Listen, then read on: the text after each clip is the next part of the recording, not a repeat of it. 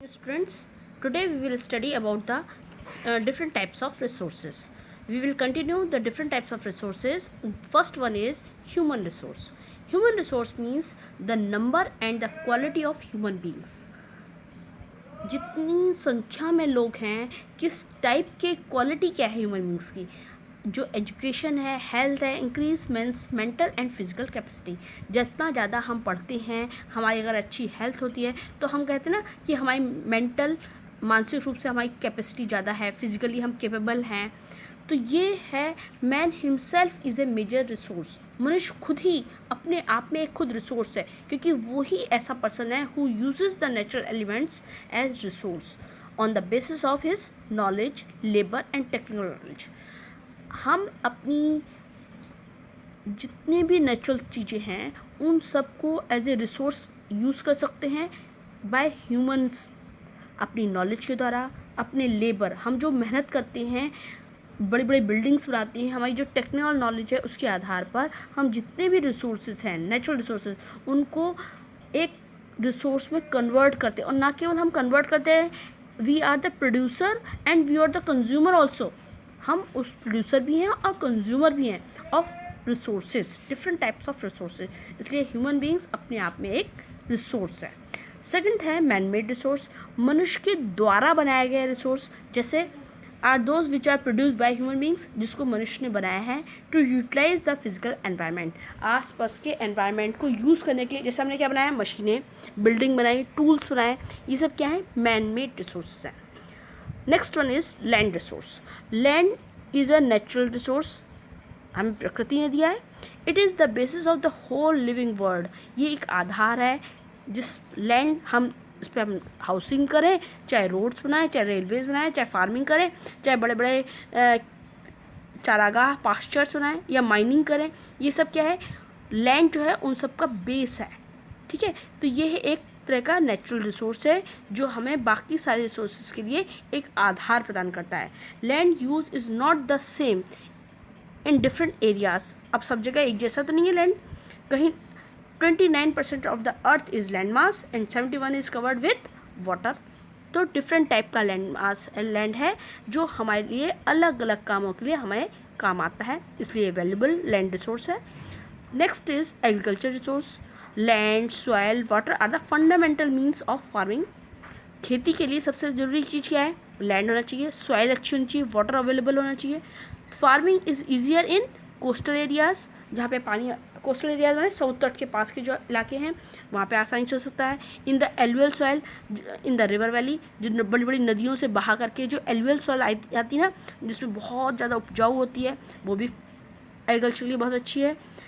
The पर एकड़ crop production has increased with the help of fertilizers, pesticide and various means of irrigation, hybrid seed and machines. जैसे कि आप लोग जानते हैं कि अगर हमें अपनी खेती का में प्रोडक्शन को बढ़ाना है तो उसके लिए हम किस किस चीज़ की हेल्प लेते हैं, फर्टिलाइजर्स डालते हैं, बहुत सारे तरह के उर्वरक डालते हैं, खाद डालते हैं, पेस्टिसाइड माने कीटनाशक, वो डालते हैं ताकि कोई बीमारी ना लगे. Various means of irrigation means सिंचाई के बहुत अच्छे अच्छे साधन इस्तेमाल कर सकते हैं हम. हाइब्रिड वैरायटी, अच्छी क्वालिटी के सीड्स अगर हमारे पास होंगे तो अच्छी खेती होगी. मशीन्स अच्छी होंगी, ट्रैक्टर है, हमारे पास बहुत सारे अच्छे अच्छे मीन्स हैं, थ्रेशर है, इन सब से डिफरेंट टाइप के रिसोर्सेज हैं एग्रीकल्चर रिसोर्स, जिसको हम यूज़ करके अच्छी खेती कर सकते हैं. वैल्यू, उसकी एक इकोनॉमिक वैल्यू बढ़ जाएगी. सेम थिंग है. नेक्स्ट है water resource. Water on the earth surface is obtained through river, rain, lakes, pond, glaciers, waterfall, tubewells etcetera. हम सबको पानी कहाँ से मिलता है, इन सारे रिसोर्सेज से मिलता है, सब जानते हैं. वाटर कहाँ यूज़ हो रहा है, इरीगेशन में हो रहा है, इंडस्ट्री में हो रहा है, डोमेस्टिक सप्लाई में, घरों में काम आ रहा है, फिश फार्मिंग में, है ना, एंड वाटर ट्रांसपोर्ट, इन सब में वाटर काम आ रहा है. In the whole world most of the world is used for farming. पूरे वर्ल्ड में सब जगह पानी कहाँ यूज़ होता है, खेती के लिए होता है. Much water is wasted in floods, और बहुत सारा पानी फ्लड में आने पे this led to loss of property, और बहुत सारी प्रॉपर्टी खराब हो जाती है, क्रॉप्स एवरी ईयर बर्बाद हो जाती है फ्लड्स की वजह से. For better use and management of water, multipurpose valley, river valley projects has been prepared. अब इस पानी को जो फ्लड में बर्बाद हो रहा है उसको हम अगर इस ढंग से कई अच्छे रिवर वैली प्रोजेक्ट्स बनाए जाते हैं जिसमें हम पानी को मैनेज करते हैं। बड़े बड़े डैम्स बना के हम पानी, जो ढेर सारा पानी नदियों से आ रहा है वो जाके समुद्र मिल जाएगा, खरा हो जाएगा, उसको बचाने के लिए हम बड़े बड़े डैम्स बना देते हैं ताकि हम उसको और जगह उसको चैनलाइज कर देते हैं जिससे हम उसको बेटर तरीके से यूटिलाइज कर सकें। तो वाटर एज ए रिसोर्स है। नेक्स्ट आता है soil resource. Good soil is essential for the growth of vegetation. हम सबको मालूम है अभी खेती के लिए अभी हमने कहा कि अच्छी सॉइल होनी चाहिए तभी खेती अच्छी होगी। Living beings are dependent on plants for their food. हम सब जितने भी जीवित प्राणी हैं उन सबको फूड के लिए प्लांट्स पर निर्भर है। और प्लांट्स कहाँ होंगे? जब सॉइल अच्छा होगा। Soil formation is a slow process. Soil जो बनती है वो बहुत धीरे धीरे बनती है। In soil formation types of rocks, climate, land slopes, type of vegetation have a specific contribution. अब ये किस टाइप की रॉक होगी, कैसी क्लाइमेट होगी, कैसा लैंड का स्लोप होगा, टाइप्स ऑफ वेजिटेशन, उसमें उसी टाइप के डिफरेंट टाइप के वेजिटेशन आपने पढ़े होंगे, अलग अलग टाइप का वेजिटेशन होगा। ये डिपेंड किस पे पड़ता है? इसमें सॉइल कैसी है उस पर। Fertility of soil depends on all these. और मिट्टी की उर्वरता, फर्टिलिटी, इन सारी चीज़ों पर निर्भर करती है। किस टाइप की रॉक होगी, कैसी क्लाइमेट होगी, किस टाइप का स्लोप्स होंगे, ये सारी चीज़ें कंट्रीब्यूट करती हैं एक सॉइल की फर्टिलिटी। फर्टिलिटी में उपजाऊपन के लिए। अब नेक्स्ट आता है forest resource. Approximately 30% of the total land area of the world is covered by forest. पूरे वर्ल्ड की लैंड एरिया का 30% जो है सिर्फ फॉरेस्ट है। Forest are found only in those areas which have adequate trees. और फॉरेस्ट कहाँ अच्छा होगा? जहाँ पे पर्याप्त बारिश होगी। Forest do not grow in dry and snow areas. जहाँ पे जो एरिया बहुत ड्राई हैं, जहाँ पे बर्फ़ पड़ती है, उन एरियाज में जंगल होंगे। ये तो स्वाभाविक है, आपने पढ़ा है, जानते हैं।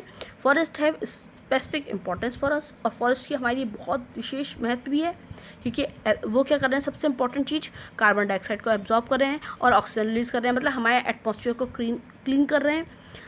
तो इस सबसे, और store house of living oxygen for all the living beings.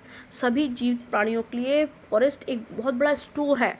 किस चीज़ का? ऑक्सीजन का। Forest conserve water and soil. आप सब जानते हैं कि सॉइल इरोजन होता है, उससे बचाते हैं फॉरेस्ट। तो फॉरेस्ट जो है कंजर्व करते हैं, संरक्षण करते हैं पानी को और मिट्टी को। They increase the underground water level. और अंडरग्राउंड वाटर, पानी जो हमारे ज़मीन के भीतर है उसके लेवल को इंक्रीज करने में भी बहुत बड़ा रोल है। They also prevent soil erosion. Soil erosion means मिट्टी के कटाव को रोकते हैं। आपने देखा होगा कि जब बहुत तेज फ्लड्स आते हैं तो क्या होता है? अगर जंगल नहीं है, पेड़ नहीं है, तो सारी मिट्टी बहुत तेज़ बारिश के साथ बह के चली जाएगी। तो वहाँ की जो फर्टाइल सॉइल की जो मोटी सी लेयर है वो ख़त्म हो जाएगी और बचेगा बंजर ज़मीन। That is called soil erosion. Forest are safe habit for wild life. Habitat means होता है निवास स्थान। सॉइल फॉरेस्ट जो है वाइल्ड लाइफ के लिए भी एक बहुत सुरक्षित निवास स्थान है, तो वाइल्ड लाइफ के लिए इम्पॉर्टेंट है। Many industries are based on wood. और बहुत सारी मेडिसिन्स, फूड, ये सब भी हमें जो फॉरेस्ट से मिलती हैं उन पे हमारी सारी इंडस्ट्रीज निर्भर हैं। तो फॉरेस्ट भी हमारे एक बहुत इंपॉर्टेंट रिसोर्सेज है। So we have studied different types of resources, natural resources, human resources and forest resources. Tomorrow we will study about the man and the environment and its effect.